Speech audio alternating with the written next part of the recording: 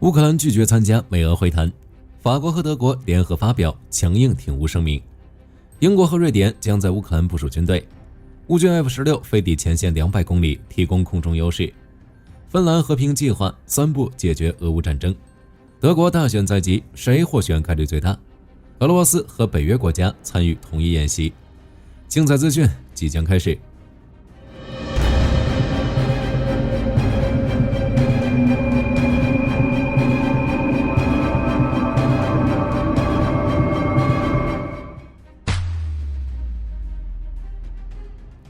俄乌内外博弈，激流涌动。在战场外，乌克兰总统办公室2月17日宣布，乌克兰不会出席在沙特阿拉伯举行的美俄会谈，向世界展示了与欧洲并肩战斗的坚定立场。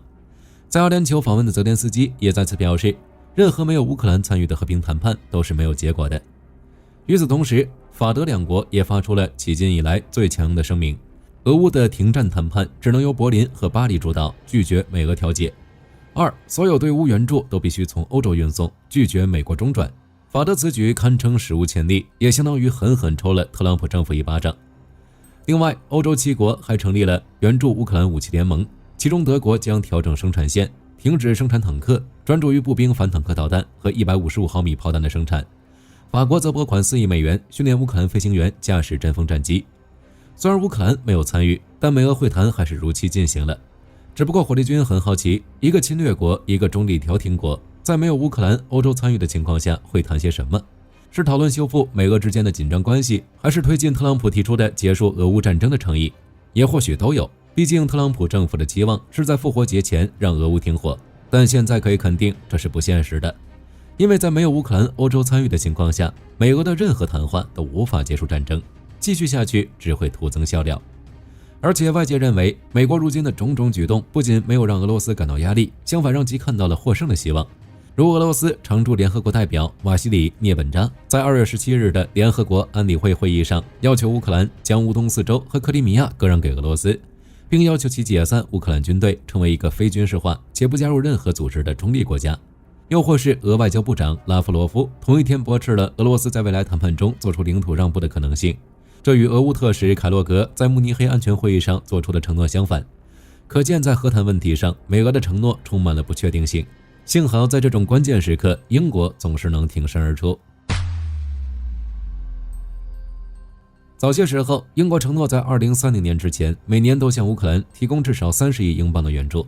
现在英国首相斯塔默更是公开表示支持乌克兰加入北约，并首次提到在乌克兰部署军队，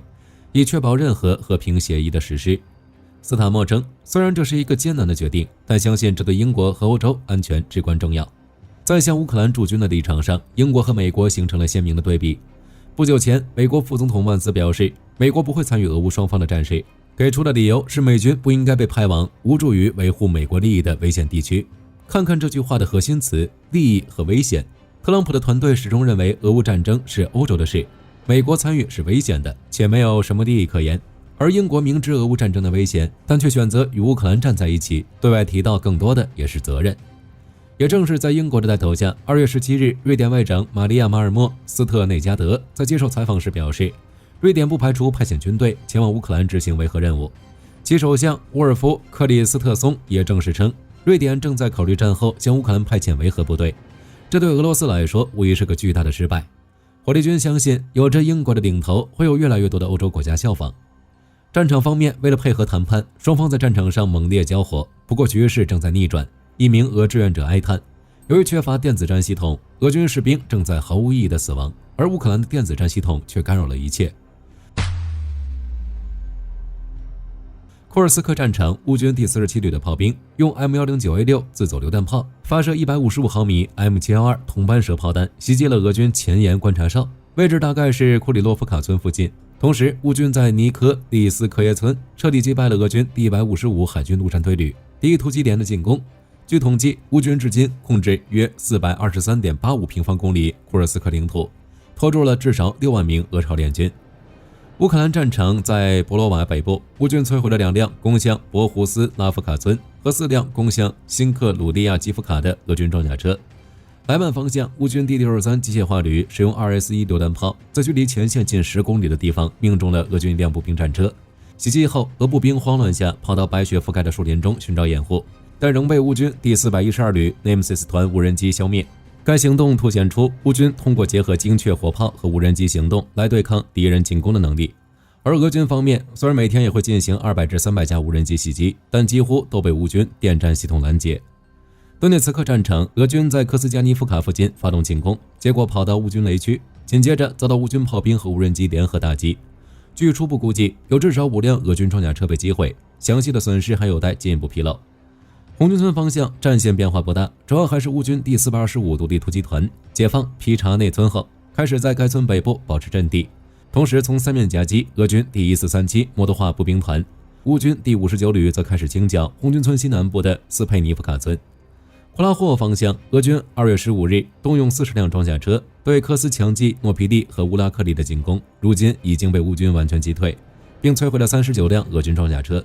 不过乌方消息称，俄军占领了泽列尼夫卡，并正沿 H15公路推进。大努沃希尔卡方向，乌克兰霍尔蒂察集团军2月16日报告说，乌军击退了俄军用数十辆装甲车分几波发动的机械化攻击，并发布了乌军对至少9辆俄军车辆袭击的镜头。而在17日战斗中，乌军第110旅又击退了一支由4辆装甲车组成的俄军纵队，这里的战局已趋于稳定。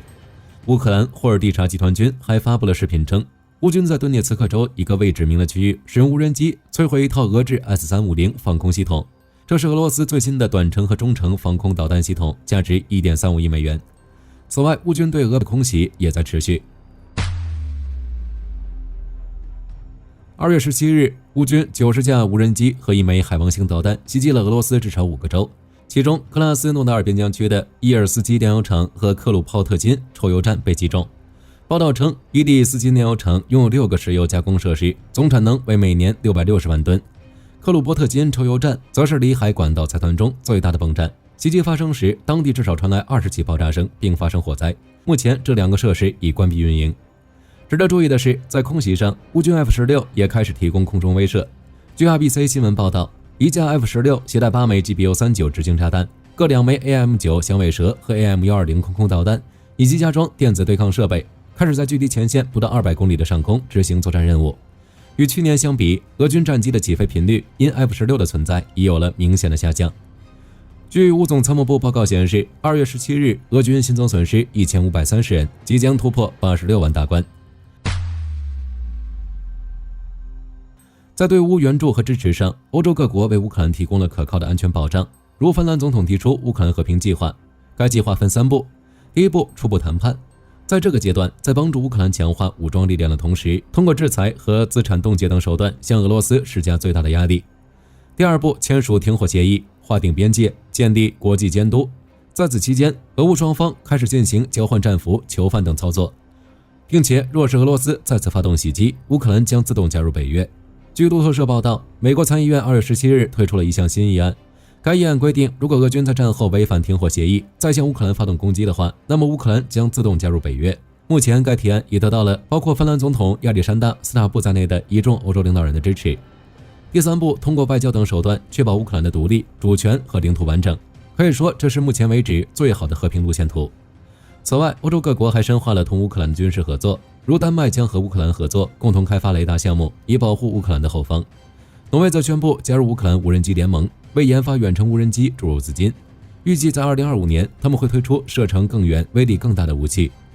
德国莱茵金属公司的首席执行官阿明·帕伯格也和乌方长乌梅罗夫会面，双方讨论了扩大合作的事宜，特别是扩大弹药、装甲车辆和防空系统的生产规模。莱茵公司计划在乌克兰境内再开设3家军工厂。更重要的是，有着英法德的领头，欧洲整体将变得更加团结，很快将不再依赖美国，而更多的援乌方案也将逐渐达成共识，预计将在2月23日德国大选后提供史诗级援助。谁能赢得2月23日的德国大选呢？据路透社报道，2月16日，德国4位总统候选人进行了公开的电视辩论，阐述各自的立场。他们分别是来自社民党的现任总理舒尔茨、基民盟的梅尔茨、德国选择党的领导人魏德尔，以及来自绿党的现任副总统哈贝克。这也是德国历史上首次出现4位候选人竞争总理的情况。在辩论中，力挺乌克兰的梅尔茨在讲话中猛批魏德尔。长期以来，魏德尔一直在俄乌战争中持亲莫斯科的立场，并主张恢复同俄罗斯的关系。德国选择党的竞选纲领中，甚至还包括解除对俄制裁、加强同俄经济联系的条件，这让维尔德遭到了更广泛的质疑。此外，梅尔茨还让维尔德盯着俄乌前线的照片，并告诉他德国从来就不中立，并将一直站在乌克兰一边。实际上，支持乌克兰也是德国社会的主流声音。辩论会后的民调数据就清晰地反映了这一点。据民调数据显示，梅尔茨以 32% 的支持率领先于舒尔茨的 25%， 而亲俄维尔德则和哈贝克一起以 18% 的支持率垫底。亲乌的梅尔茨大概率将赢得大选。据俄罗斯消息报2月17日报道，俄罗斯、美国、法国、英国及其他多个国家将参与印度尼西亚组织的科莫多2025军事演习。刚看到这个消息时，火力军惊呆了。北约和乌克兰同俄罗斯打了3年，结果今天画风突变，居然要一起演习，这到底是怎么回事？据公开资料显示，科莫多2025海军演习将于2月16日至22日举行，演习地点将在巴厘岛展开。初步统计，有39个国家参与此次演习，其中包括俄罗斯、美国、中国、日本、法国、印度、英国等国家。演习内容包含多项任务，但主要目标是演练为人道主义灾难中的受害者提供援助。表面上看，这就是一场普通的救援演习，但真的这么简单吗？大家可以说说自己的看法。可以肯定的是，俄罗斯非常愿意参加此次演习，其将派出太平洋舰队的舰艇编队参加，包括尖锐号护卫舰、俄联邦英雄阿尔达尔旗舰扎波夫号护卫舰以及佩琴加号中型补给舰。俄罗斯太平洋舰队前司令谢尔盖·阿瓦基扬茨对此表示，这是一个重大转变，与近期国际政治动态和美国新战略导向密切相关。军事专家瓦西里·丹德金确信，俄罗斯在亚太地区的存在将因此进一步加强。美国白宫安全委员会发言人艾德利安·沃森就乌克兰拒绝签署美国拥有乌克兰境内 50% 矿产资源一事作出回应。他表示，美国对此感到失望，泽连斯基政府对于特朗普总统向乌克兰提供的这个绝佳机会回应是短视的，同时支持特朗普政府将拜登政府免费援助的武器、资金统统索要回来。听得出美国发言人表述中带着威胁，泽连斯基为什么没有签署这个协议呢？实际上，无论换做谁都不会在那样的情况下签署任何协议。据路透社还原当时情况报道，特朗普的财政部长贝森特在到达乌克兰后，就拿出了一份要求拿走5000亿美元乌克兰矿产资源的文件，但泽连斯基却是在会议开始前4个小时刚刚收到，此前根本没有看到这份文件，更不知道具体内容。会议上，贝森特更是只给泽连斯基6分钟时间浏览文件，然后要求泽连斯基立即签字。这份文件既不是条约，也不是协定，而是一份备忘录。备忘录是什么呢？打一个具象化比方，相当于上级对下级的通知，也不具备法律效力。而且备忘录中不包括乌克兰此前要求美国驻军，保障乌克兰未来安全的内容。安全保障条款中仅有美国将派军队保护在乌克兰的矿产资源。也就是说，就算乌克兰把矿产资源交给美国后，美国同样不会保护乌克兰的国家与人民安全，只保护自己矿产安全。最重要的是，在这份备忘录中，美国所要的并不是开采权，而是产权，是对乌克兰 50% 矿产所有权。这在乌克兰宪法中是绝对不允许的。乌克兰一位高级官员愤怒地表示，这根本就是一份殖民协议。泽连斯基把备忘录发给乌克兰政府各部长后，要求取消在该方面与美国的接触，谁都不许再与特朗普政府谈这件事。试问在这种情况下，谁敢签，谁愿意签？乌克兰前外交部长库列巴直言，谁签卖国协议，谁的全家就有可能被枪杀。也有一些人称美国是世界第2大稀土国，并不缺稀土，向乌克兰索要稀土是为了通过彼此经济合作与乌克兰进行利益捆绑，让俄罗斯投鼠忌器。但真的是如此吗？在美国让乌克兰签署的并不是稀土协议，而是 50% 矿产资源所有权的备忘录，其中不仅包括稀土，还包括乌克兰占比世界 80% 的锂资源，用于制造核武器的铀资源，优化金属的钛资源，用于制造合金与光电管的锶资源等稀有金属与新能源材料。这些资源对于美国制造业回流以及产业实心化帮助非常大。在乌克兰拒绝签署协议后，立即发出威胁，这难道不是趁火打劫吗？据爱飞社报道，巴西政府于2月12日宣布了一揽子公共投资和私人投资计划，总金额约200亿美元。据巴西副总统杰拉尔多·阿尔克明强调，该国将全力发展国防工业。上述计划将推动的项目包括与瑞典萨博集团合作制造鹰狮战斗机，以及生产装甲车、护卫舰和潜艇。一部分投资还将用于生产 C390 运输机，该运输机由巴西航空工业公司研制，其目的是为了替代由洛马公司研制的 C130 大力神运输机。目前 C390 运输机已拥有20多个客户国，包括葡萄牙、捷克、荷兰和瑞典等北约成员国。此外，巴西还将投资航空航天产业，用于开发卫星、雷达和网络安全设备等。据西班牙机密报报道，五角大楼已拨出35亿美元专款，为其战机研发新型发动机。目前，美国空军已经和通用电气、航空航天公司以及雷神公司旗下的普惠公司签订了原型阶段研发合同，需要在2032年前完成原型发动机的设计、制造和测试。需要注意的是，根据下一代自适应推进系统计划，新发动机原本是为6代机提供动力，但美国去年叫停了该项目的开发工作。尽管6代机的未来还是个未知数，但这并不影响下一代自适应推进系统为现有战机提供动力。目前，这2家公司已为美国现役的 F-35战机设计了全新的推进系统。配备这种发动机的战机可在飞行过程中进行模式调整，并根据实时情况从节省更多燃料的模式切换到提供更多动力的模式。例如，可以以高效模式飞往行动区域，同时在返回基地时节省燃料。根据媒体报道，2月13日，西班牙军队和希腊海军陆战队在沃洛斯附近海域举行了2期登陆军事演习。演习项目包括2栖登陆、快速滑翔穿插、模拟抢滩登陆作战等。演习中动用了直升机、战斗机、登陆艇、气垫船等多种装备。据悉，此次演习是北约坚定飞镖2025军演的一部分，在保加利亚、罗马尼亚和希腊3国进行，共有包括希腊、保加利亚、法国以及西班牙等9个国家参与，共出动约1万名士兵。演习时间将持续到本月下旬。综合朝日新闻等日本媒体报道，日本将于今年3月24日在东京正式成立联合作战司令部，初期规模大约240人。随后，据多方消息人士证实，日本政府已经选择现任统合幕僚监部、统合幕僚副长南云宪一郎担任首届联合作战司令官，未来将分担统合幕僚长职责，主掌作战指挥任务。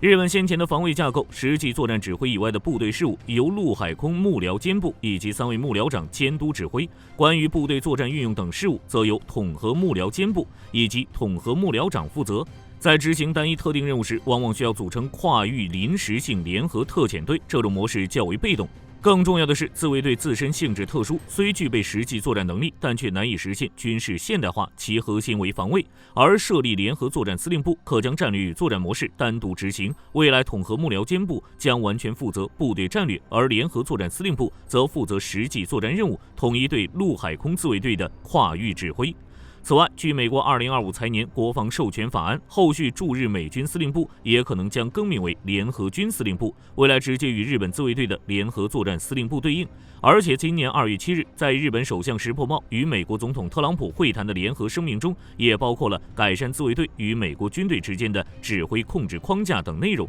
目前来看，冲绳是美日近期协商及改革的重点，美军将抽调部分驻冲绳美军，重新将其部署于夏威夷。但为了有效维持战力，美军计划将海军陆战队第3远征军旗下的第12滨海战斗团重新调整部署于冲绳，并且专注于勤监侦任务。同时成立陆军多域特遣队，着重发展陆海空、太空与网际等作战能力。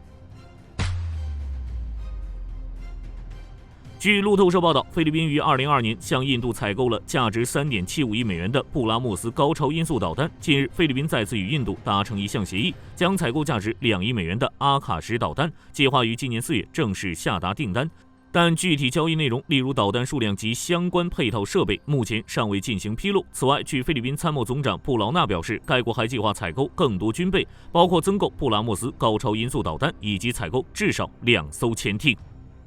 好了，本期节目到这里就结束了。在德国大选后，欧洲还会进行哪些团结行动？欢迎在评论区留言讨论。我是火力军，下期再见。